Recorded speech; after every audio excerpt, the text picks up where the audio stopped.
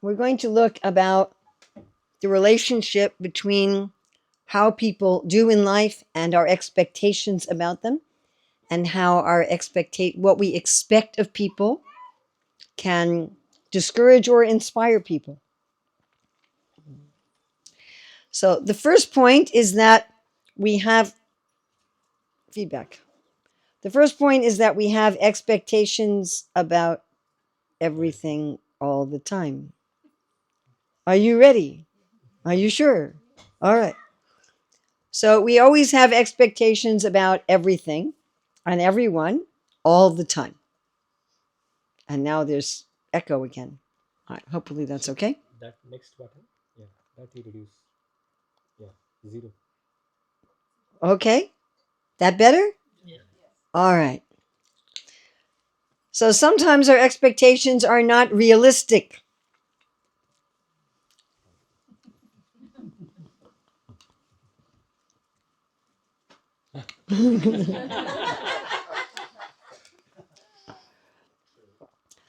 Now, our expectations impact ourselves and others. So I'm sure you've all heard of the placebo effect. Yeah. Do you know that 30% of people will get better by taking a placebo? 30%. That's even true for surgeries.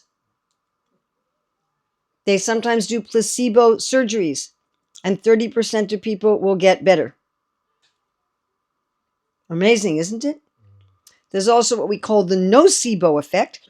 That means if you think something's going to hurt you, even if it's nothing, that you will feel pain or you'll get sick. Again, it's 30%. That's why in all standard medical trials, they have to compare the medicine or the procedure to something that people believe is a medicine or believe is a procedure, but isn't. And nobody knows how and why this happens. It's well documented, but nobody knows how. So our expectations even affect our physiology.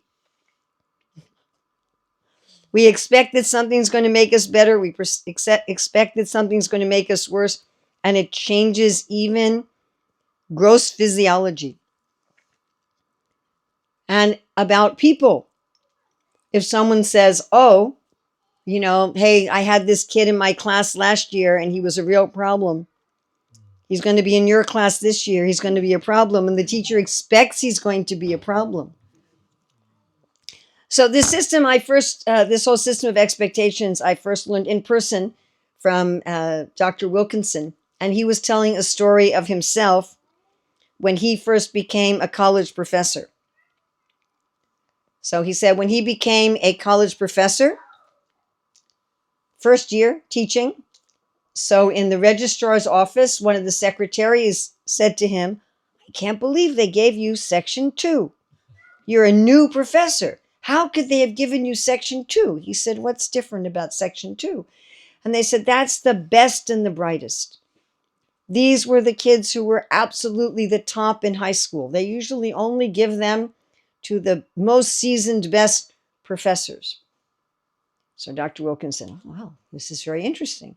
He said, I wonder if there's actually going to be any difference. Right? So as he's going through the semester, he's noticing his section 1, section 3, they're enthusiastic, they're learning, but his section 2 was amazing. The kind of questions they asked, how responsible they were in getting their work done. It was just a joy to teach them. So it's about halfway through the semester, and he meets the dean of the college. He's on the way to a faculty meeting, and he meets the dean, and the dean says, so, how are you doing? And he says, well, Dean, I just love teaching. I'm so happy I went into this profession. I'm having a great time. He said, and section 2 is amazing. And the dean stops and says, tell me about it. So he starts saying, well, they're just so responsive. Their work is at high. He's going on and on and on. The dean says, we don't have a special section 2 this year. And Dr. Wilkinson, he didn't know what to say. He said he didn't go to the faculty meeting. He said he went first back to his office and he took out the compositions and the exam papers, and he's looking at them. In section 2, they were writing twice as much. Their grades were higher. He went back to the registrar's office and he said, aren't there special kids in section 2? She said, oh, it was like that for the last 20 years, but this year we decided to take the high achievers and scatter them all over.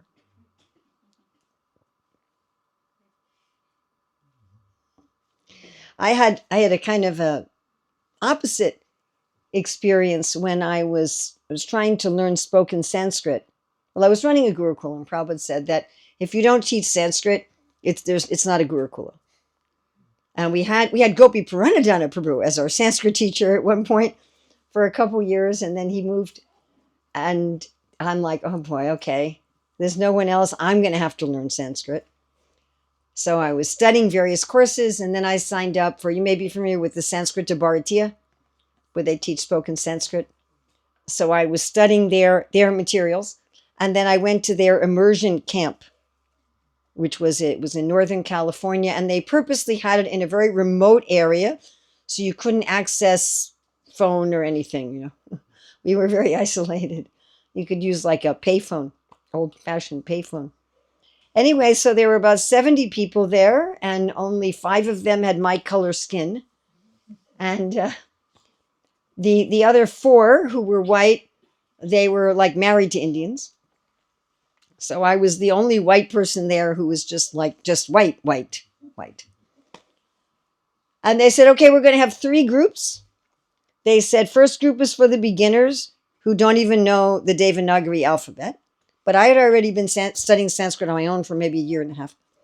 They said the middle group is for those who don't know any Sanskrit, but they know Indian languages. And the third group is for people who are advanced, who can already speak and write in Sanskrit. So I thought, well, I guess I belong in the middle. You're being very distracting, by the way. I thought, well, I guess I belong in the middle group. So I went up to the teacher at the beginning, and I said, I don't know any Indian languages, but I know some Sanskrit. He said, well, I guess that will even itself out.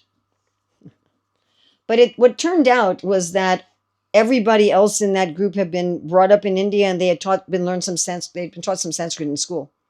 So they all knew as much Sanskrit as I did, plus an Indian language. And as soon as I realized that, I went back to the teacher and I said, I'm definitely below everybody else here. Okay? Is that clear to everybody?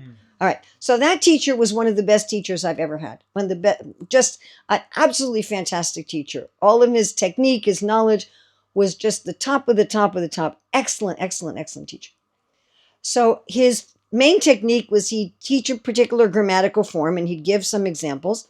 And then he'd ask us to think of our own examples using our own vocabulary. So up until that point in my life, I'd always been one of the top students in any class that I had in any subject. But in this class, I felt that I was the lowest in the class. And so he'd ask us to think of something, and I didn't want to raise my hand until I felt sure. So I would say it in my mind over and over. And then when I'd raise my hand kind of like this. And he never called on me.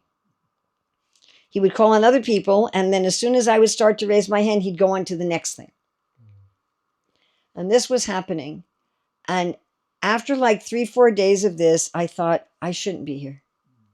What am I doing here? Why was I such a fool as to think that I could come and learn spoken Sanskrit? It's useless. I'm hopeless. I'm a failure. I mean, it was just like, I was just pouring all this negativity in my brain, and my stomach started hurting all the time. And I was just basically just completely miserable.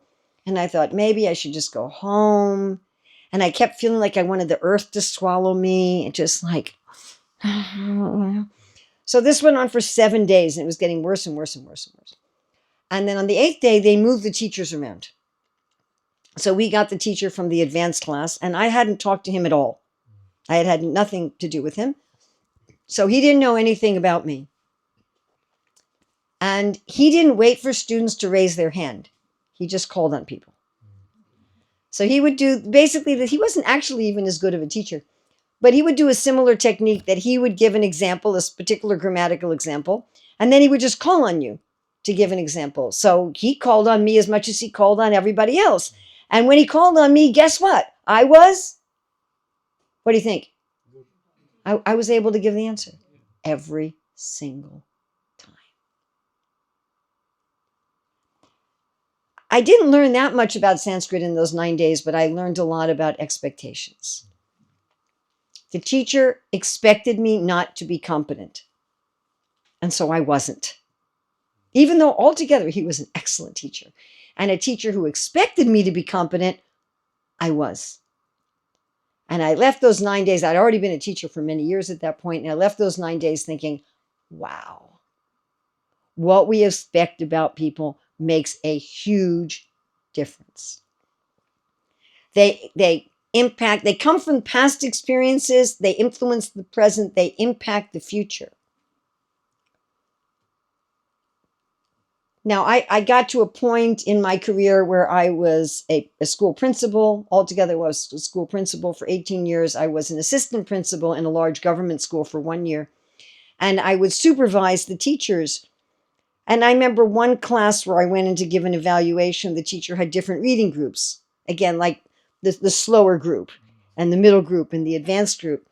And what you noticed was that with the slower group, the teacher would lean back. When the teacher would ask a question, if the students didn't answer it immediately, the teacher would just give them the answer. With the more advanced group, they would lean forward. They'd ask a question. If people didn't immediately know the answer, they'd wait. They might ask like another leading question and then wait. Then give another hint and then wait. And the teachers weren't even aware of these kind of subtle differences as to how they were showing their expectations. That first teacher who didn't call on me thought he was doing me a favor by not calling on me. Right? So it's not malicious. Most of the time, it's not malicious. And often it's not even conscious. How am I impacting others by what I expect of them? Now, we may have this expectation as devotees of Krishna with how people are dressed. Right? We look at someone like, okay, that's a devotee. Right? That's not really a devotee. Oh, this person probably knows nothing about Krishna. Right? We have these kind of expectations. And they can go in various directions. Where I stay in America, we had one visiting devotee who gave this very esoteric Sunday feast lecture all about Radha Krishna's affairs. And he asked me afterwards, what did I think? And I said, Prabhu, I thought it was very inappropriate for a Sunday feast. I said, you're looking at the audience, and I said, most of them are brown, but some of them are not even Indians, they're Latinas. And you're thinking they're Indians, but they're not. I said, and even among the Indians, some of them are just Hindus. They don't know anything about Vaishnavism, and even many of the devotees don't know half these books you quoted. And they don't know what you're referring to. They don't even know what you're talking about. I said, maybe there were 5 people in the whole room who had any idea of what you were talking about. And actually had the qualification on any level. And you're just looking at people and think, oh, yes, they're all like this. You know? So we don't have to state our expectations. It's not that we have to say, I think you're stupid. Or I think you're smart. Or I think you're competent. Or it's not that we have to verbally state them. They still impact people. And they can impact people very directly. Now, our expectations will impair others if they're too high or too low for too long. If they're too high or too low for too long. If they're too high or too low for too long. If we set our expectations too high or too low for too long, people will be adversely affected. All right. Now I'm going to teach you a method. So that's theory. I always like to teach theory first and then go to method. So that's the theory. Now we're going to have a method by which you can help grow a person's expectations of themselves appropriately. Would that be okay? All right. Now, one thing I will tell you about this method, now I'm assuming that a psychopathic person could use this in a manipulative manner, but I have never seen a normal human being be able to use this manipulatively. because it's one of the questions people ask me. Well, could it be manipulative? My experience with this is that if you actually follow this method, again, unless you're really wacky, if you're a sociopath or a psychopath or something, but unless you're really messed up, using this method, basically you have to become genuine. It just you can't use the method. I'm not going to say absolutely, but like 99%. You just can't use this method in a way that's not genuine. And I found that even when people know that you're using this method, they're still positively impacted by it because you can't do it superficially. All right. So there's 4 and sometimes 5 parts to this. Examine, expose, emotion, expect, and endear. And we're going to go through these one at a time. So first, examine. Pay attention to people. We often don't pay attention to people. Mostly we're paying attention to ourselves. We don't usually pay attention to even to people who are very close to us. We often don't notice what they're doing. Like I spend a lot of my time traveling. I'm constantly changing locations, but even my children and adult grandchildren often don't know where in the world I am. They may even say, Mata, where are you now? And I'm like, I posted on social media.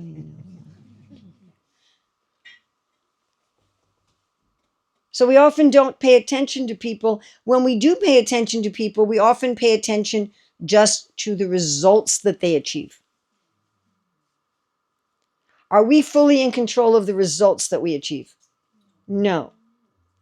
If I'm judged solely by results, that's not going to inspire me because I know very well that when I get a good result, it's not all due to my cleverness or sincerity. And if I get a bad result, it's not all due to my stupidity and insincerity, right? You can be a very sincere person and work very hard, and things can fail anyway. Like Jatayu failed to stop Ravana from kidnapping Sita. It happens.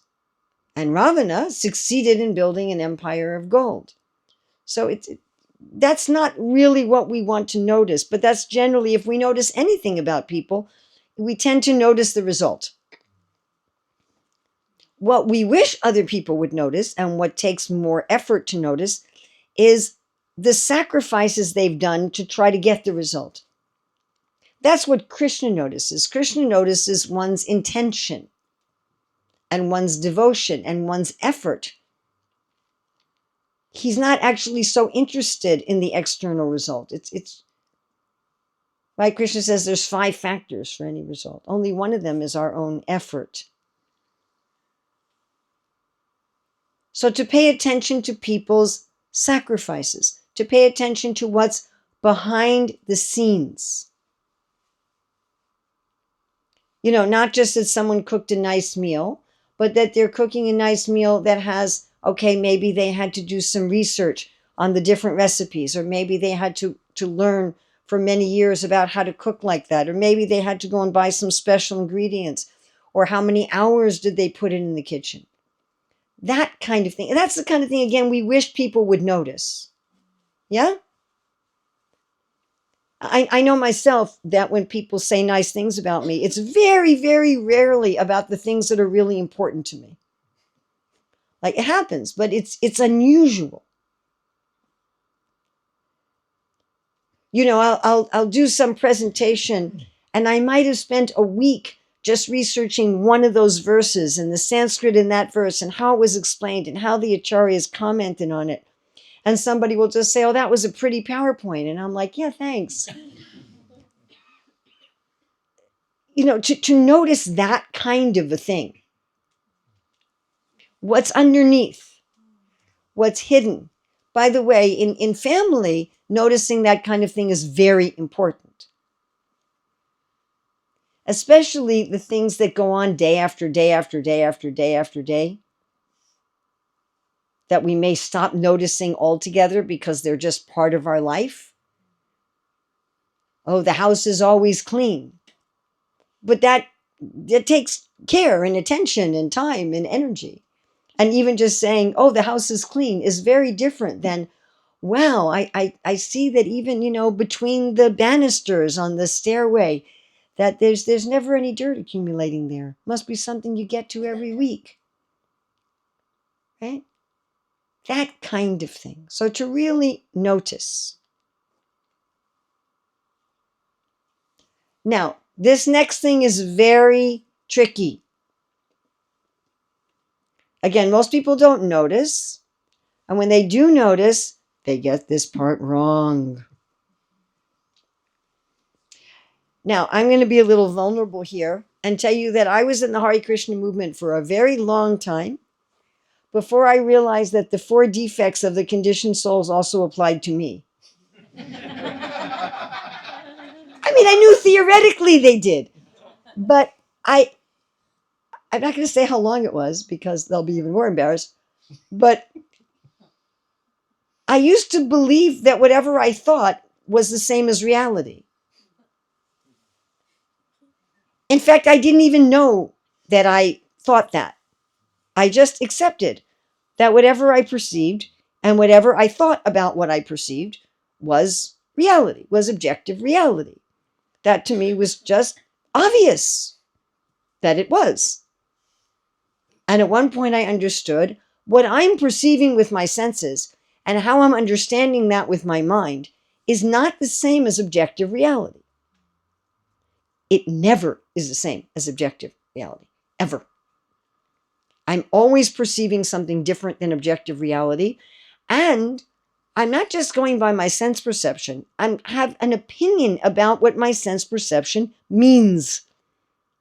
And I take what I believe my sense perception means as what actually happened.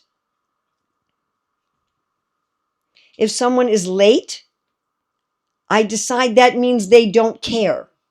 They don't care about me. They don't care about their duties. And I believe that their not caring is the truth. And I never even become aware that I'm making an assumption. I don't even know I'm making an assumption. I just think I'm perceiving truth. So when I understood that that's the process, I was like, oh my God. I was just staying at the Home of Some Devotees in Sydney, and they have a big sign up on their wall, do not believe everything you think. So when we say state what the person did, what most people are going to jump to here is they're going to state their interpretation of the meaning of what somebody did. Don't do that. So you're going to notice, wow, you've come early for the last 5 classes. You're saying something you can see with a camera. That's why we have a camera and a microphone in this picture. What you can see with a camera or what you can hear with a microphone. I noticed that you come early for the last 5 classes. That's very different from, I noticed that you're very responsible. Now, what happens when someone says to me, Urmila, you're very responsible? I don't know about you, but what my mind goes is, well, you don't know about that time and that time. And my mind will start finding all the examples of where I wasn't responsible. And so when someone says that I'm responsible, I don't actually digest that. Are you all with me? Like if I say to any of you, Prabhu, you're such a sincere devotee. Do you accept that? He accepts it, but none of the rest of you will. But do you follow what I'm saying? It just doesn't work. You're like, God, I'm not very sincere. I was totally spaced out the other day when I was supposed to be paying attention. You'll think of all the times you weren't sincere. And because none of us are perfect, as soon as someone tries to tell us something like that, it doesn't work. And we feel like the person is flattering us and manipulating us in some way. It actually feels very uncomfortable. You know, like someone said to me a few weeks ago, "Oh, Urmila, you're totally above the modes of material nature." And I thought, even Vasudev talking to Krishna and Balaram said, "I'm just a conditioned soul under the modes of nature." Like, why do you think I'm above the modes of nature? And immediately I'm thinking, what do you want from me?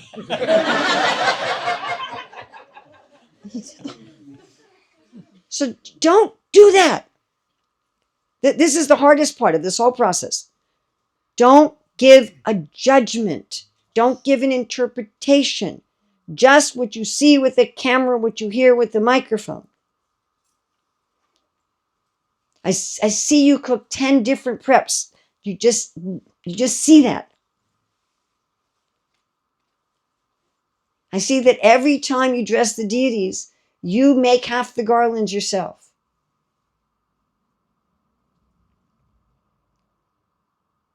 Are you following what I'm saying? Yes?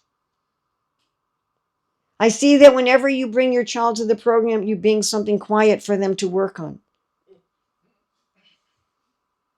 Something you actually see. And it's got to be real. If you're going to say every time, make sure it's actually every time. Something you can see with a camera and hear with a microphone. Objective fact. If you get this wrong, nothing else works that I'm going to teach you tonight. So you got to make this distinction. By the way, making this distinction in general in life will really help your relationships. Just in general, to not take your interpretation of facts as reality. First of all, we may perceive reality wrongly in the first place. I might not even be perceiving rightly, and then taking my not perhaps right perception, my interpretation of what it means may be way off. Have we had people do that to us? Have we had people misinterpret the meaning of something that we did or something that we said? You know, we did something, we said something, and they say, well, this means this, and this means it. I'm like, no, that wasn't what I was thinking at all. That wasn't what I was feeling. That wasn't what I was intending at all. Well, that's what you did. Well, that wasn't actually what I did. And how painful that is. And then trying to explain to somebody or argue with them and trying to say, well, actually, that I did something different. I heard that's what you did. Well, it's like that's your interpretation of what I did. It's not actually what I did. So if we can make this distinction, I do not perceive objective reality accurately, and my interpretation of the meaning of reality is never exactly the same as reality. So just describe what you perceive. Now, how do you feel? Now, you're trying to pick something positive here, folks, because this is ways you're trying to encourage people. So how do you feel about it?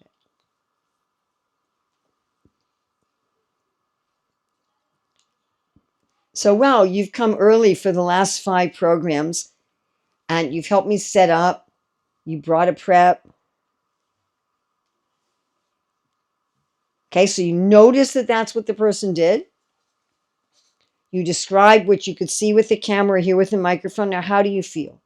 I feel that makes me feel encouraged. It makes me feel supported. It makes me feel inspired.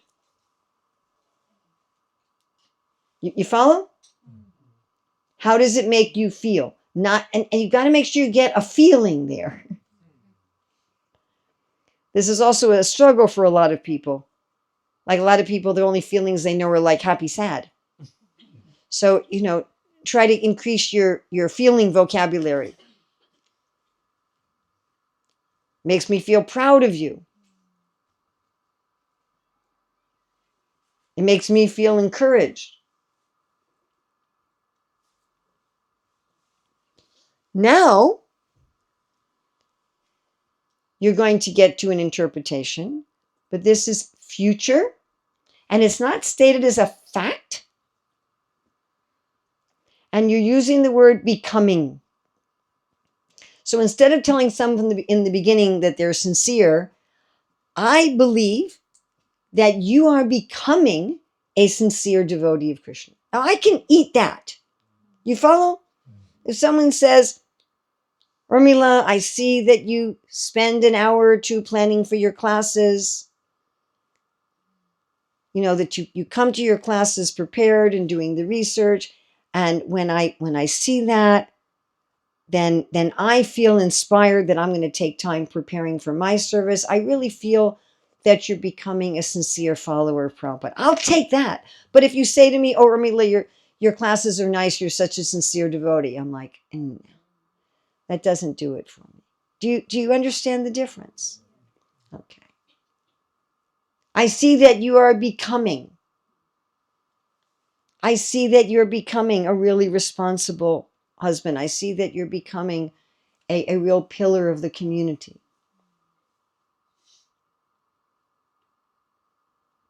I see that you are becoming. You're giving them something to grow into. It should be something related to what you've seen, right? Don't make it super small that it's not necessarily what they want to become. Big enough like that. And then if appropriate, you can make eye contact, you can smile, or you can touch them, or you can hug them if that's appropriate, depending on the relationship.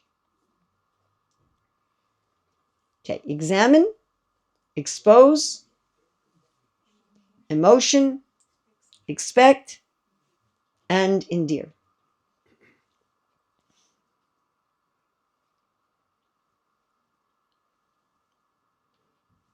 Okay?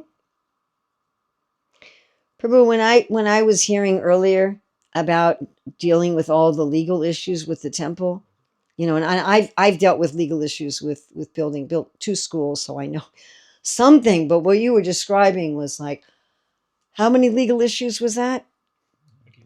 At least 5 different legal issues, and some of them very serious.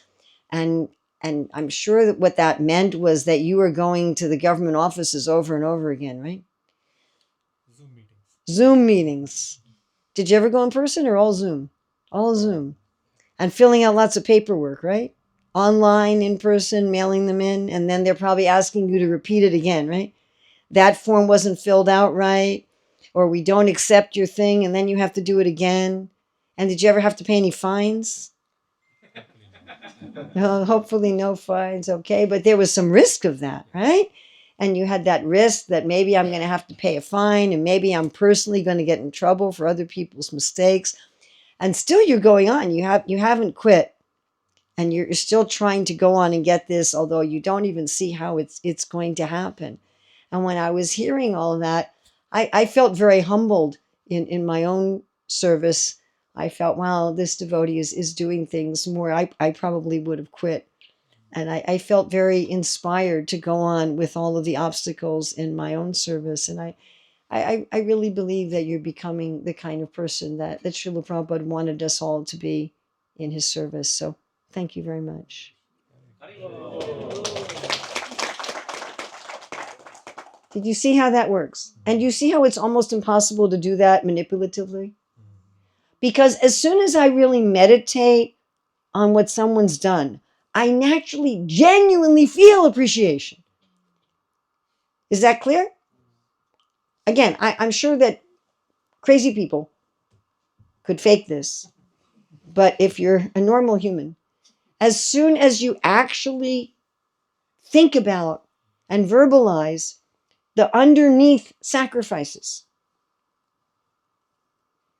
if when Prabhuji gets all this done, people will say, yes, yes, yes, yes, yes, you got this done, but they'll just look at that, right?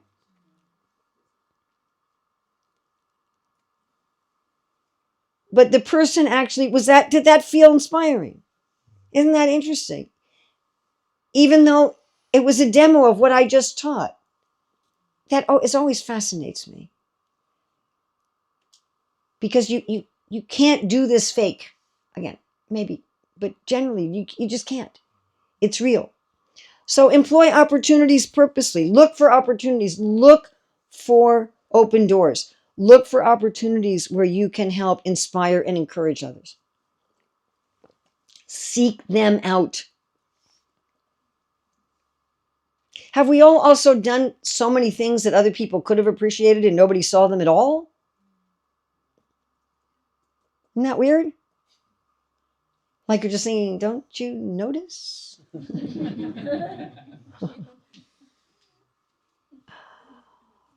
So look for things. Have your radar open for what are people are doing. And sometimes you have to think about what might be the backstory. By the way, I years ago, there was a flight path I took over and over again, and I always had a layover where I had to stay overnight in a particular place.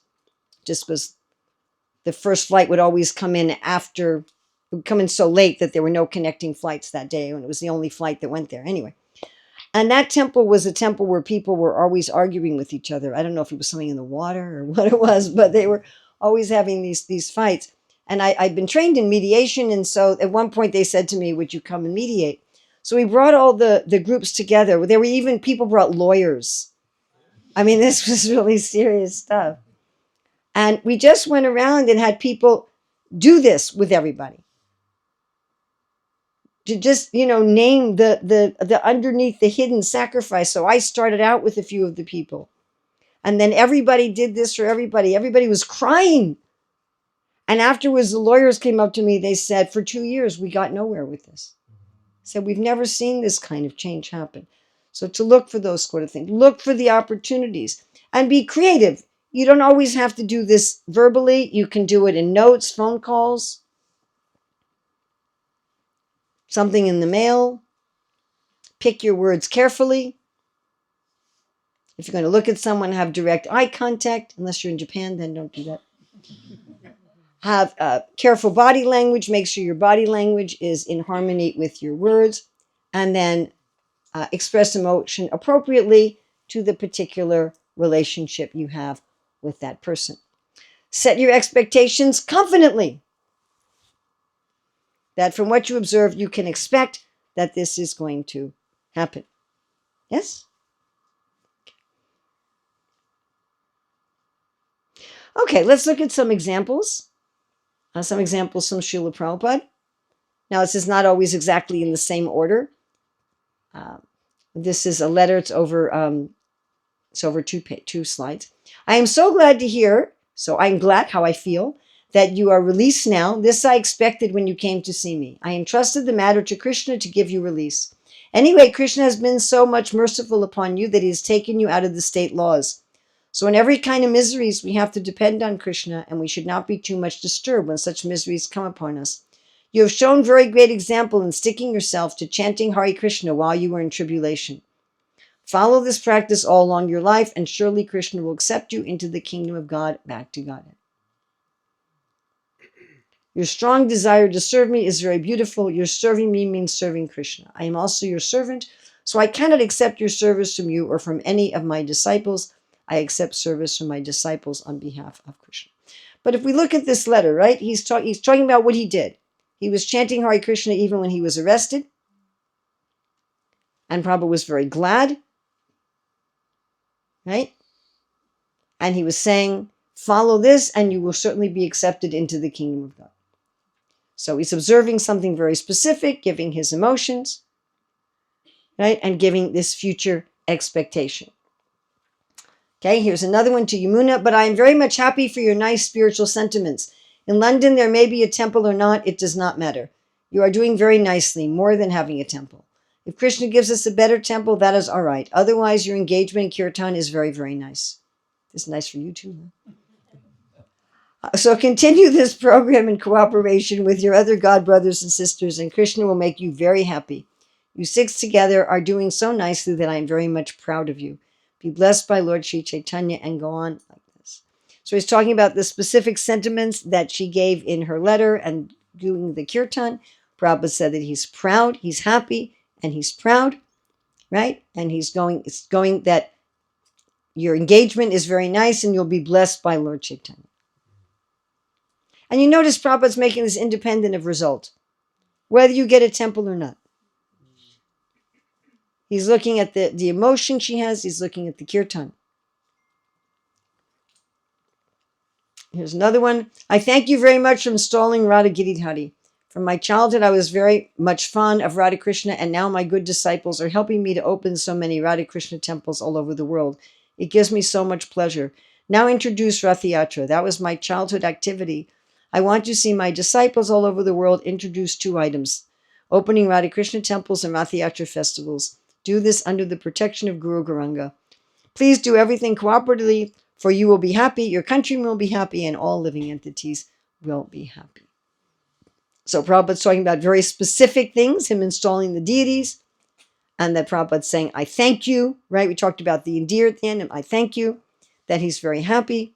And Prabhupada is saying that you and your country and everybody will become happy.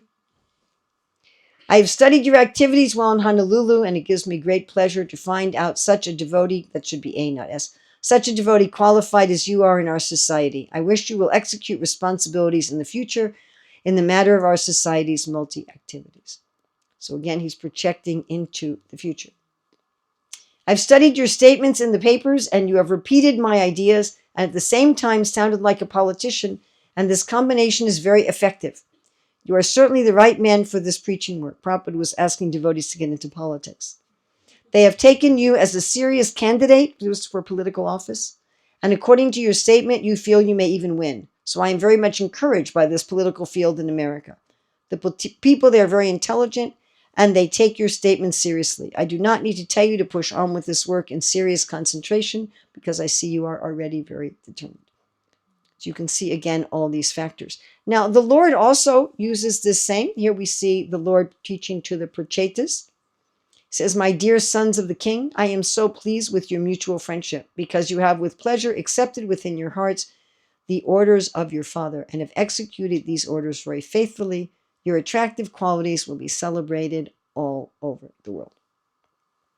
So a few questions. So why do we sometimes expect the worst out of people? Anyone's thoughts?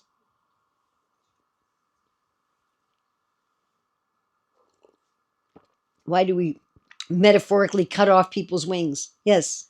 Because we probably do not endeavor to put that effort into To noticing. yeah. Okay, so that's one reason. We don't put the effort into noticing. Any other reasons why? Yeah. Maybe we would have observed something where they didn't perform and then set that as an expectation. Okay. So we observed something where they didn't perform, and then that colored all of our expectations negatively. Now, it's interesting you say that. So let's say you have someone who's doing poorly in general, and you want to help them. One of the things, it's not the only thing, but one of the things you can do is find something that they're doing right.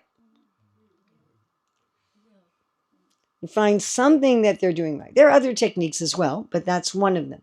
So, for example, when we would teach little children handwriting, how to form their letters. So one of the things we would do is point out any letters that were formed correctly. Let's say they had a whole page of S's. So you find, and suppose you couldn't find any letter that was perfect for the whole letter. You find a part of a letter. That's, oh, look, you did this under this part of this S was perfect. Oh, and this part of this S was perfect. And this part of this S was perfect. And this one, look, it's almost just right. It just went a little too low, but if you had it just a little bit higher.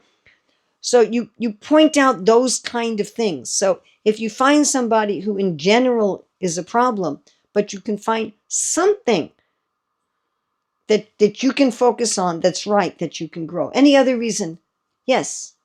Could it be a form of self-protection because it's emotionally easier? Oh, yeah, definitely. Yes. I guess we are hardwired as humans to see the negative sides because of the way we have evolved to our minds. Now, that's also interesting that we are hardwired to see the negative. That's actually a fact. Now, there's a biological self-preservation aspect to noticing the negative. So if you're walking out through the bush, now here you don't have any snakes, right? You have no snakes. Such a nice place, New Zealand. It's also a cold place, especially for people from India, unless you are from the Himalayas or something. But don't worry, in New Zealand they don't believe in cold. They think it doesn't exist, and if you just say there's no cold, then there's no cold. And it's not a problem. You just have to change your mentality a little bit. But if you're, if you're walking out in the jungle, you don't want to just notice the birds and the butterflies. You want to notice the tigers and the snakes. If all you notice are the birds and the butterflies, you're going to die. So our brains are hardwired. I don't know whether Krishna personally did it or Lord Brahma did it, but one of them hardwired us to notice negatives for self-preservation. We actually have to do that. We have to be alert to danger more than to safety. Again, you have to notice where there's holes in the road. You can't just notice the white line in the road. You have to notice the holes also. But if we're aware of that biologically we are actually wired to notice what's wrong, then we can make a conscious effort in dealing with other human beings to notice what's right. And to realize that noticing what's wrong is not, and just noticing what's wrong is not truth. Does this make sense to everybody? It's not truth, or it certainly isn't the whole truth. And I'm not going to ask you to raise your hands, but do we all do things that are wrong? Yeah, of course we do. Do we all do things that we know are wrong when we're doing them? Yes, of course. If we didn't, we wouldn't be human. I was having a consultation with one devotee the other day, and he was saying, my whole life is a failure. And I'm like, did you rob a bank? Like, what? His whole life was a failure because he fell in love with the wrong person and ended up not even marrying her. And I said, well, at least you called it off before you married her. And I said, it doesn't make your whole life a failure. I said, it just makes you human. That's all. I said, and not only are you you're a human in Kali Yuga. Like, I don't know what you expect of yourself. I said, we're all pure souls, but we're also right now we're Kali Yuga humans, and we're all pretty messed up. In some ways, just right. So if I'm just going to focus on the other faults of all the other Kali Yuga humans, first of all, I'm going to be very busy. But also, it's not a realistic, holistic view of people. I certainly wouldn't want people to view me just through the lenses of my mistakes and my mess ups, right? That would be very sad. So I'd like to see other people with the same grace that I would like to be seen. And to see people with the same grace that Krishna has. Of course, seeing people with the grace that Krishna has, I don't know, that's pretty far beyond me. Like how he showed grace to Putana, I don't get that at all. I can't wrap my head around that. She came to kill you. It's like, isn't someone who's pretending to be a friend and coming to kill you worse than someone who openly comes to kill you? It's like, that seems worse to me. So Krishna has his own ways of understanding things that are far beyond. But Krishna sees this tiny, you're pretending to be my friend. How nice.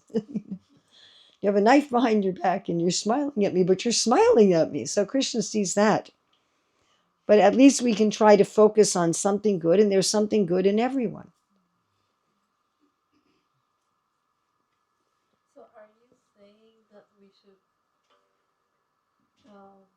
sort of aim for that? Maybe not to the level of Krishna, but... Well, if we're dealing with people we want to encourage, I'm not saying we shouldn't jail criminals because they've done something nice in their life. But if we're trying to encourage somebody in Krishna consciousness, we're trying to encourage someone in their life, then it's far better to focus on something they've done right rather than just focusing on their flaws. Now, if we're in a position where we're their parent or their teacher or their employer, we may also have to deal with flaws and try to correct them. That may be there. But here we're looking at how we can encourage people. You can never talk about everything in one class, you know. Yeah. But I have a follow-on question from Yes. that. At what point do you give up? Because at some point it would start becoming a detriment to your. I only give up on people who get stuck in a spiral of self-hatred with no desire whatsoever to improve, and who are just coming to me as an energy suck. Those are the people that I stop dealing with. So if someone is going on for months or years just simply self-hating and coming to me to get a pat on the head, you know, I hate myself, I hate myself, I hate myself, I'm coming to you to tell me I'm a nice person. And they don't make any effort to change no matter what I do. And this goes on over a long period of time. I had one person doing this with me, and I finally said, look, what I would like from you is a spreadsheet. I said, I want you to list in the first column all your problems. I'd like you to list in the second column what I've suggested you do about them. I'd like you to list in the third column what you've actually done about them.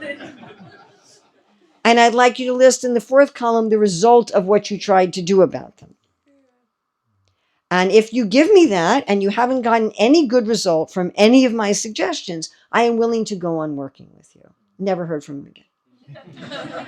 So, you know, people like that I will give up on. So it's just, I have limited time, I have limited energy.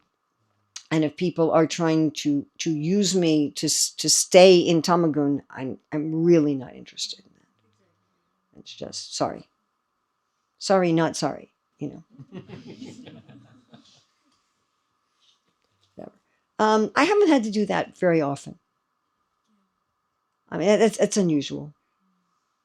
It's probably less than 5 people in my life that I had to say just no. One person I had to actually block everywhere. You know. Another person just kept repeating, I'm sorry, I'm not the right person to help you. I'm sorry, I'm not the right person to help you. I'm not the right person to help you. I'm not the right person to help you. But that's in someone who's stuck in this cycle of they're trying to enjoy Karuna Ras in a very perverted Tamagun way. Prabhupada says everything we're doing is trying to enjoy rasa. You know, and maybe disgust also. So. Yeah. But again, I find that unusual.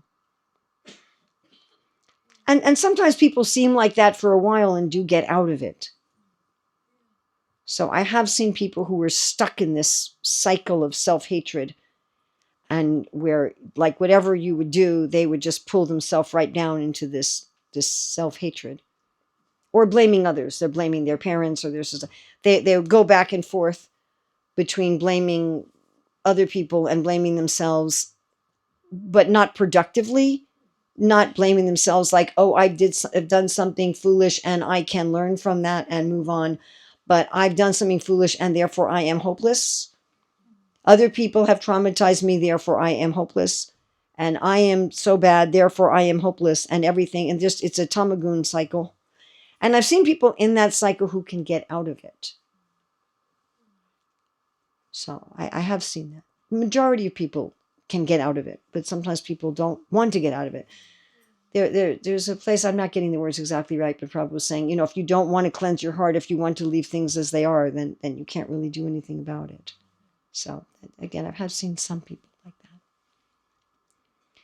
You know, if people are like that, sometimes I'll just be very blunt and I'll say, I don't want to hear this anymore.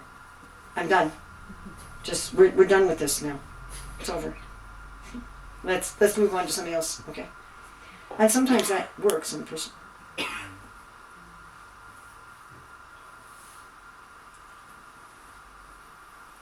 But most people, most of the time, will be very responsive to your noticing the bright spots and encouraging them.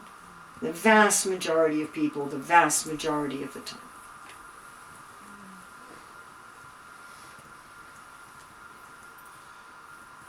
Any other points on this?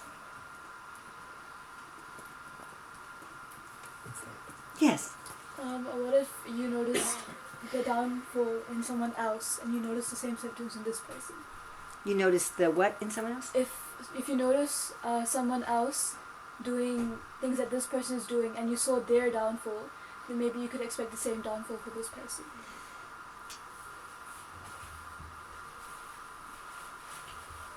You can sometimes use this technique negatively, but be careful. It's usually better to, as Prabhupada would say, fan the spark. So you can sometimes say, hey, I see you doing this and this and this. This makes me feel very frightened. This makes me feel very concerned. I believe you're involved in a downward spiral. And please do something about it. Please, let's make a change. So you can sometimes use the same thing to express concern about something negative. Does that make sense to you? Be careful you don't condemn the person, but you're focused again on what you can see with a microphone, what you can see with a camera and hear with a microphone. So that sometimes can be effective. Be careful about your relationship with someone before you try to do that.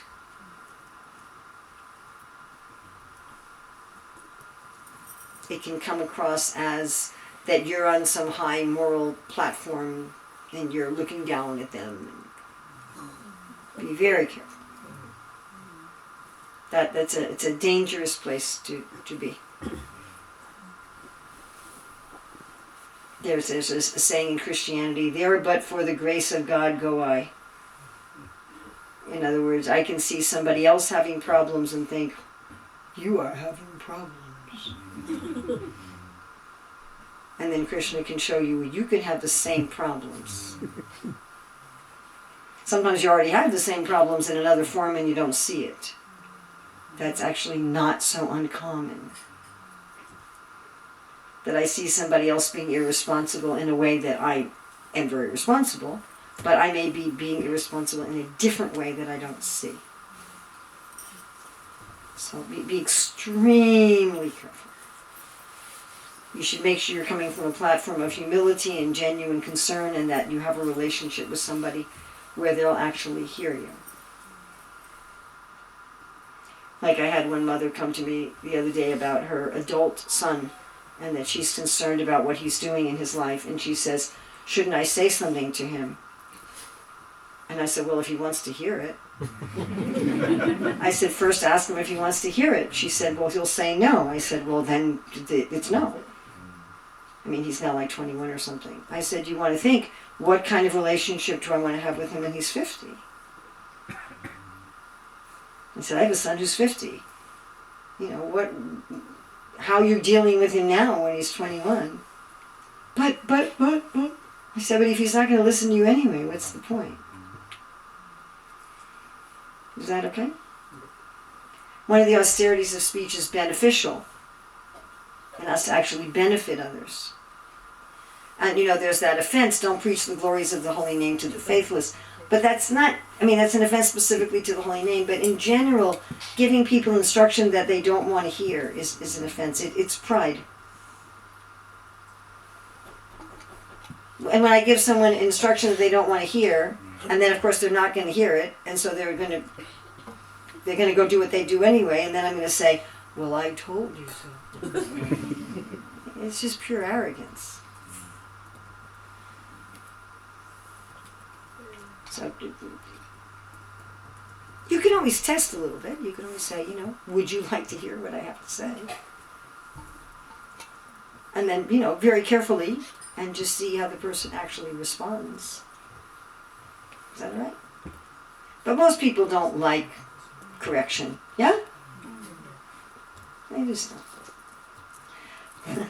People contact me often and ask if I will give them feedback on something they've written.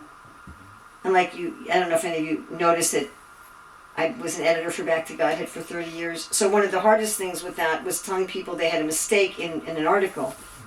Or the speaker telling them it was a philosophical mistake. I know we had this one article submitted by one of my godbrothers. And we all the editors loved the article. We wanted him to fix 3 sentences. And he didn't give it back. And then I saw him. And I'm like, Prabhu, why haven't we gotten your edited article? He said, well, you didn't like it. I said, no, we all loved it. We just wanted you to fix 3 sentences. And he said, well, I can't do that. You do. You fix it.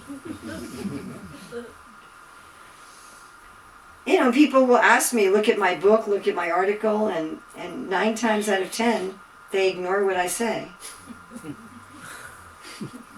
Or they get offended. You know? Recently, one devotee said, Urmila, can you be an unofficial advisor on such and such major project? And I said, sure, as long as you will actually implement at least 10 to 15% of my advice. And he said, well, that's really a low number. I said, no, actually, it's a pretty high number. So be very, very careful if you point out negatives in people. Right? And why do we like bad news rather than good news gossip?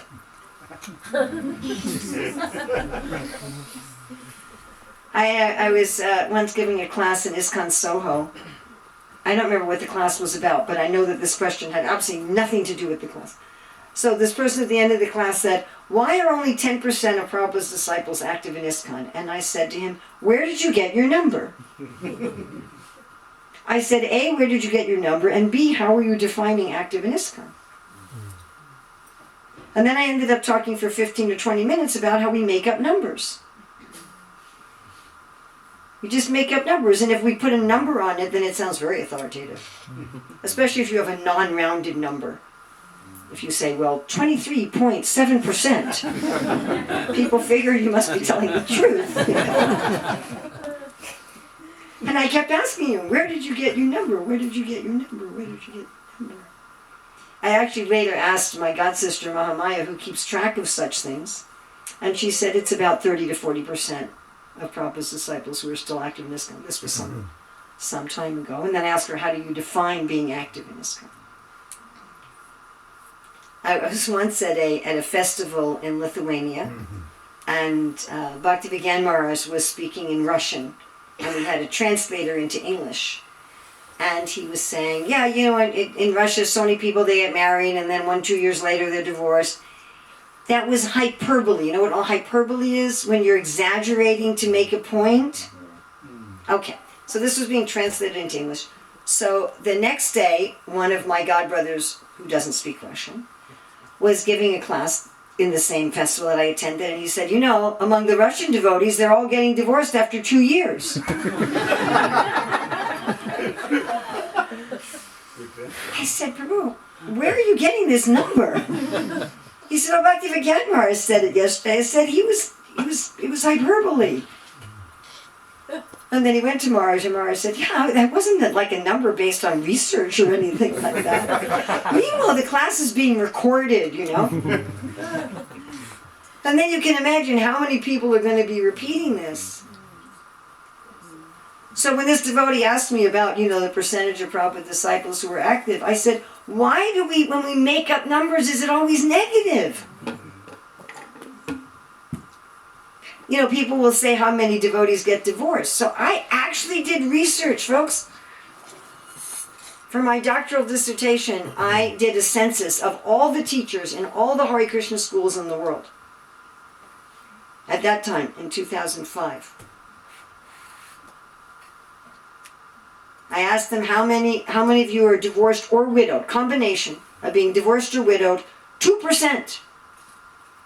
Percent that were on a second marriage after being divorced or widowed, 1.7%. Now that's just the teachers, but still, 1.7%, that's a very small number.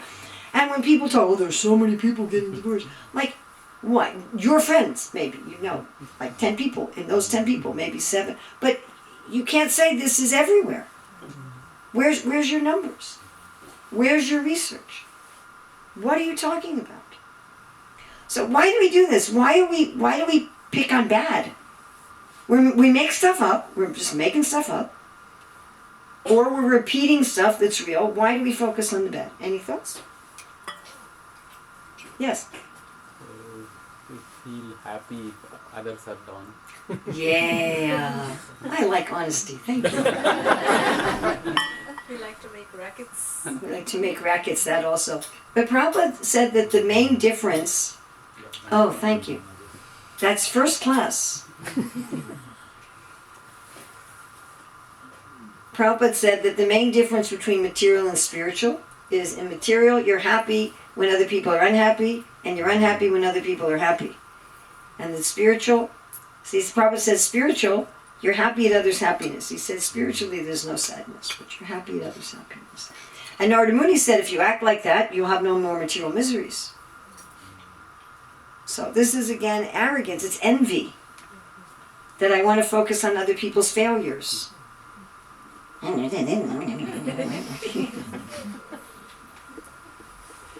Yes. Okay, then also expecting the best from ourselves. So, newsflash. You and I, we are all part of Krishna. Haribo. Haribo. Mamai Ramsa Jiva Loke Jiva Bhuta Sanatana. We're all part of Krishna. My dear friends, if you don't like yourself, you don't like part of Krishna. Woo! And every part of Krishna is nice. So also have the best expectation of yourself. Now is that going to walk gradually over here, person to person? Thank you very much. Most appreciated. Oh, and it's even warm. Very nice. So there's a lot of evidence that practicing what we call self-compassion can actually cure yourself of disease. Self-compassion is very simple. It means you speak to yourself the way you'd speak to someone you care about. It's not wishy-washy. Sometimes we think that I'll only improve if I'm always beating myself up. But would you think that about somebody else? We're so afraid that if we're nice to ourselves, then we'll just become lazy. So it's all right to say, well, I really did a stupid thing. Let me see how I can fix that for next time. That's fine. What's not fine is, I'm stupid. Do you hear the difference? Yes? Oh, I forgot my keys again. Went out to the car without my keys. All right, maybe what I can do next time is put them by the door. Or put them next to my bag. You don't have to say, I'm such an idiot, forgetful person. So, to speak to ourselves with also some compassion. And think about how you'd want someone you love to talk to themselves. Like you wouldn't want your kids or your friend to say, I'm just a terrible, stupid, useless person. Right? Correct? Alright. So, you all know about Jayananda. We celebrate his disappearance day every year in May. Prabhupada said we should celebrate his disappearance day like that of the great acharyas. So, this is what he had written in his Krishna book. This is affirmations. You all heard of affirmations? So this was Jayananda's affirmations. You will quickly experience a new realm of mental poise and experience inner happiness even in the midst of the most trying circumstances. You will worry less and enjoy more. Your power of concentration, memory, understanding, and creativity will increase. You will work more energetically, more confidently, and efficiently, as well as relate better to people. And you will succeed more easily at whatever you try doing. At night you will fall asleep immediately, and in the morning you will awaken thoroughly refreshed with even less hours of sleep than you normally need. Consequently, you will understand the real purpose of your life and your unique role in creation. So that was his affirmation. Okay, so we have to examine,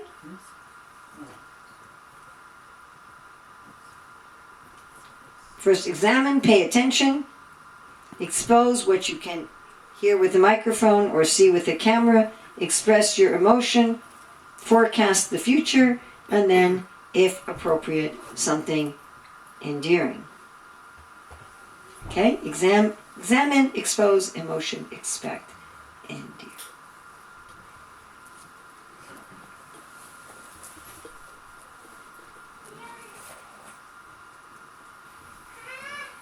By the way, you know who expects the best of us? Krishna!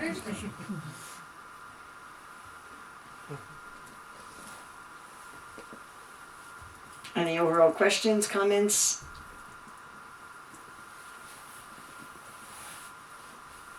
Doubts? Corrections?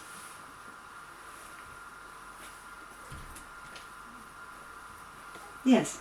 Mataji, you explained about the people think themselves low, but if some people thinks that whatever I'm doing is the best, in that case, how we can deal with them? Oh, how do I deal with super arrogant people? Yes. I don't find quite as many of those people in the Hare Krishna movement. We socialize people in our movement very quickly that that's not an acceptable way to behave. So it's kind of hard to survive in our movement, especially if you vocalize that. Maybe if you think that way, but if you talk that way, you won't have any Hare Krishna friends very quickly. I mean, I don't see how you will last. We all think that way to some extent, by the way. Yeah? I think I'm the most important person in the universe, you know. But that's natural. And if we don't think that way about ourselves, we think that way about our group. You know, well, people from my country or my part of the country, right?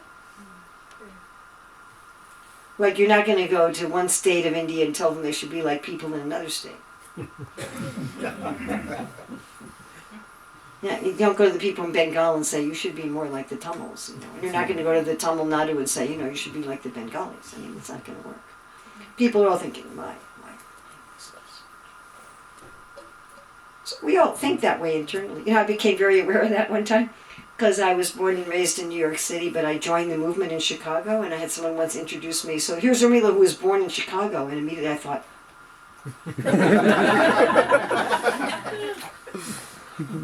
how dare you say Chicago?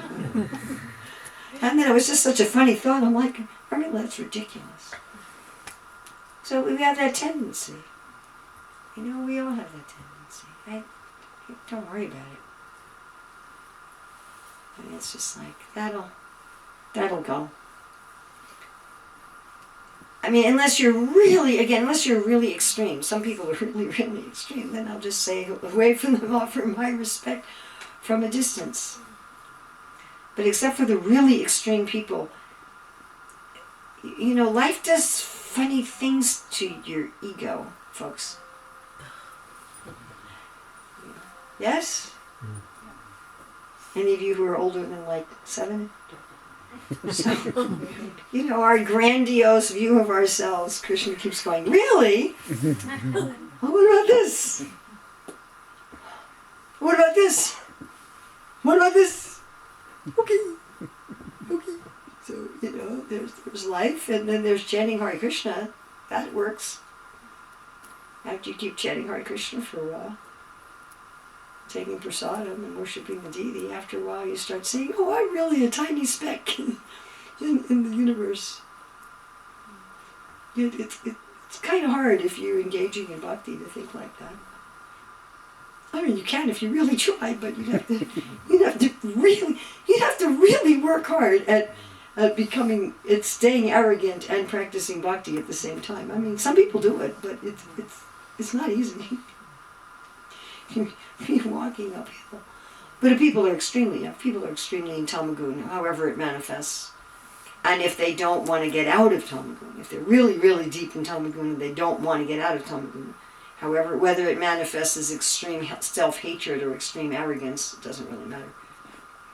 Just, I wish you well, may you be happy. That's also humility, just saying, I can't help everybody. And some people, they may not even be extreme, but maybe they just don't like me or whatever. I can't help everybody. That's not... Krishna can help everybody, but I can't. That's okay. Krishna will help them somehow. He'll send somebody better suited or whatever. That's all right. Anything else? I could take one or two more, and then I have a meeting at 8:30, so I have to be going. Yeah? The follow-up question Mataji asked. Yes. And what is the line of the arrogant? And the person, what he is doing is he thinks that is the way he is doing it. Is an arrogant? Or how we can differentiate that the person who is doing his way things and going on his, and the person is not listening is an arrogant, or he's going on his way is an arrogant? How we can differentiate the... I guess my differentiation is, how do people react when they've made a mistake? That's clearly a mistake. How do they react if they're corrected in some way? That's what I look at. Especially if you correct people with great respect and very gently, and how do people respond to that? And again, over time, because there's a tendency in all of us to react defensively when we're corrected. That's also biologically inwired. But how do they respond over time? I'm not just going to look at someone's initial response, because most of us have an initial defensive response to any kind of correct. You give full grace to that. I would never judge somebody on an initial response. But if you find over time that a person is never willing to admit wrong, or never willing to say that they can improve, because the negative is, I'm a terrible person. That may sound like they're willing to admit wrong, but if it's, I'm a terrible person and I can't change and I can't do anything about it, I'm just a helpless victim, that's not the same. I like Vaiseshika Prabhu's motto. He says, I live to be corrected. It's difficult to receive correction and not become defensive. That it's extremely difficult. Worth practicing, by the way. It takes deliberate, conscious practice to do that. But that you should start seeing that as people advance in Krishna consciousness. But that doesn't mean you should hit people over the head with heavy criticism to then see how they react. I mean, that's what Bhrigu Muni did. Bhrigu Muni wanted to see how Shiva and Lord Brahma and Lord Vishnu reacted to increasingly heavy offenses. So it's not that you should intentionally go to someone and say, you're just a flaming idiot, to see how they respond to that and then judge them accordingly. But if there's a need like that, just see in life even, how do they respond? Are they always right? And then, I just whatever, all respect to you. But there's nothing you can do then. Krishna can do something, but at least I can't do anything. Is that all right? Yeah. I have a meeting, I'm sorry, so I really do have to go. I gotta get to the car and drive and all these sort of things. So thank you very much. Anything good here is due to the credit of Srila Prabhupada. Anything wrong here is my responsibility. Please take the good and leave aside the bad. Thank you very much for your hospitality. Thank you all very much for coming. Hare Krishna. Hare Krishna. Krishna Mataji ki Jai.